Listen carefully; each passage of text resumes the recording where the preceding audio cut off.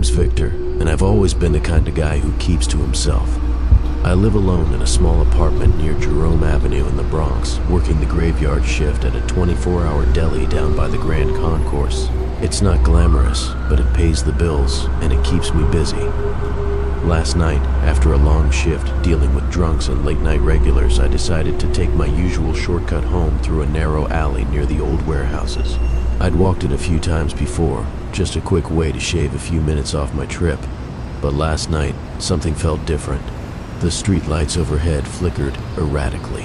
The air hung heavy and damp, and even though I told myself it was just my imagination, the shadows pressing against the alley walls felt deeper than usual. It's funny how a simple decision, just wanting to get home a little faster, can spiral into something so strange and unsettling. As I stepped into the alley, the usual city noise, honking horns, distant conversations, and the steady hum of traffic faded into a dull murmur behind me. The alley was darker than I remembered, the flickering street lamp casting long, distorted shadows that seemed to move on their own. I could smell damp concrete and stale garbage, mixed with the faint metallic scent of rain from earlier that evening. My footsteps echoed a little too loudly, and every sound, rustling plastic bags, the drip of water from a broken pipe, made me glance over my shoulder. It wasn't fear at first, just unease, the kind that creeps up your spine when you realize how quiet it is, and how easily something could be waiting in the shadows. I kept my head down, hands stuffed into my jacket pockets, trying to convince myself that I was just being paranoid, that I'd done this walk dozens of times before without any trouble. I was halfway through the alley when I heard a soft shuffling sound ahead. My heart gave a small jump, but it was just an old homeless man emerging from the shadows, his clothes layered and tattered, his face hidden beneath a grimy hood. He extended a trembling hand toward me. "Spare some change, brother?" he asked, his voice dry and cracked like brittle leaves. I hesitated, glancing at his thin, weathered face, and felt a stab of guilt. Without thinking, I reached into my pocket and handed him a few crumpled bills. "Stay safe," I murmured, and he gave a faint nod of thanks. As I stepped past him, a faint smile played on his lips, and for a moment I thought maybe I'd done my good deed for the night. But just as I started walking again, another figure stepped out from behind a dumpster further down the alley. A younger man with sharper eyes, his clothes just as ragged, but his stance more aggressive, like he'd been watching me from the shadows all along. He stepped into my path with a quiet confidence that made my heart skip. "Got anything for me too?" he asked, voice low and smooth, but there was something sharp and dangerous under the words. I kept my hands deep in my jacket pockets, trying to sound calm. "Sorry, man, I gave the last of my cash to that other guy," I said, nodding toward the old homeless man who'd disappeared behind a dumpster. The younger guy's eyes narrowed, catching the weak flicker of the street lamp like shards of glass. For a moment, I thought he might just walk away, but then he leaned in, his grin crooked and cold. "Come on, brother," he coaxed, voice dropping almost to a whisper. "Just a little something, yeah?" My throat went dry, and I took a slow step back. "I'm really out," I insisted. His grin stretched wider, but he didn't move. The air thickened, and I felt dread curl tight in my chest like a snake ready to strike. I tried to keep walking, hoping he'd let me pass without trouble, but then I heard footsteps, soft, deliberate, echoing behind me. I glanced over my shoulder, but the alley looked empty, just the flickering street lamp and piles of garbage bags rustling in the cold breeze.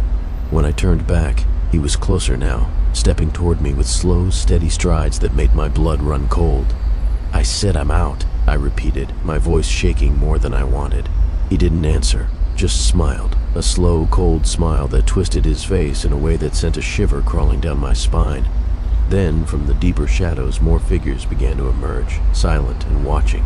I counted at least 4 others, their faces half hidden beneath dark hoods, their eyes glinting faintly.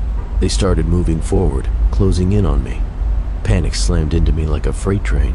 My heart pounded, breath shallow, and the alley seemed to shrink around me. I had to run, or I was done. I turned and bolted without looking back, pounding my feet against the cracked pavement, adrenaline flooding every nerve and making my vision blur at the edges. Trash bins clattered loudly as I sprinted past, and the sharp stench of rotting garbage mixed with sweat filled my lungs. Behind me, the sound of their footsteps multiplied, chasing me like relentless shadows that refused to let go. My breath came in ragged gasps, chest burning, but I forced myself to push harder. The alley twisted sharply left, then right, a maze of concrete walls and flickering streetlights that made it impossible to tell how far I'd run. Every glance behind revealed more figures, moving faster, their heavy breathing mixing with mine in the cold night air. The distant city noises faded away, swallowed by the pounding in my ears and the steady drum of footsteps closing in. Fear took over completely, consuming every thought. I knew one thing for sure: I couldn't let them catch me. Not here, not now. I darted into a narrow side passage squeezed between two crumbling brick buildings, hoping to lose them in the confusing maze of the Bronx back streets. My heart hammered so loudly I was sure they could hear it pounding in my chest.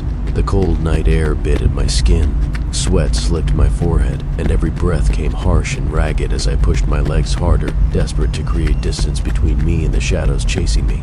The alleyway suddenly opened onto a wider street, flickering street lamp that cast weak, uncertain light on the cracked pavement. I risked a quick glance over my shoulder. The group was still behind me, moving with terrifying speed and a ruthless purpose. I cursed myself for underestimating how many there were. The raw desperation to survive pushed me forward until I spotted a small fire escape ladder just within reach on the side of a building. I lunged for it, hoping it would be my only way out, my only chance at escaping the relentless chase below. Gripping the cold, rusted metal ladder, I pulled myself up rung by rung, each creak echoing in the silent night as if the building itself was protesting my desperate escape. Behind me, the pounding footsteps grew louder, mixed with muffled shouts and harsh breathing that bounced off the alley walls. My lungs burned with every ragged breath, but I forced myself to climb faster, driven by the urgent hope that the rooftop might offer some safety, some way out of this nightmare. The night air was sharp and biting against my skin, and the distant hum of the city below felt miles away, swallowed by the pounding in my chest. Finally, I hoisted myself onto the roof and collapsed against the rough concrete, gasping for breath, heart hammering. I dared a glance down. The alley below was empty. For a brief moment, relief swept over me. But then, just at the edge of the dim light, a dark shadow flickered. They hadn't given up. I was still their prey. I scrambled to my feet, heart pounding, and scanned every corner of the rooftop for anything that could help me. Some object to use as a weapon or a way to climb higher or escape. The cold night air was biting, and the city skyline stretched out endlessly before me, its distant lights shining like indifferent stars, uncaring of my desperate situation. Panic surged as I realized my options were shrinking fast. The only way down was the fire escape ladder I had just climbed, but climbing down meant risking running straight into those chasing shadows below. Then, a sudden scraping noise behind me made my blood run cold. I spun around quickly, but all I saw was empty rooftop space beneath the night sky. Still, the prickling sensation crawling up my spine told me I wasn't alone. Someone or something was hunting me even here, in this exposed place. The chase wasn't over. I needed to move fast before it was too late, before I became trapped with no way out at all. I knew I couldn't stay on that rooftop forever. My legs trembled beneath me as I weighed my few options, every sound around me sending jolts of fear racing through my body. The city below felt distant and cold, but the danger was closer than ever, lurking in the shadows. Taking a deep breath, I steeled myself, then carefully began descending the fire escape ladder, each metal rung creaking under my weight like a warning. Halfway down, I caught the faintest whisper, a breath, almost against my neck, that froze my blood cold. I didn't dare turn around. Reaching the ground at last, I sprinted into the tangled maze of city streets, my heart hammering wildly in my chest. Finally, I burst into the bright glow of a busy avenue, surrounded by the noise and light of strangers. The shadows had vanished. For now, I was safe, but the memory of those relentless chasing eyes would haunt me forever, lingering in the corners of my mind like a dark, unshakable stain.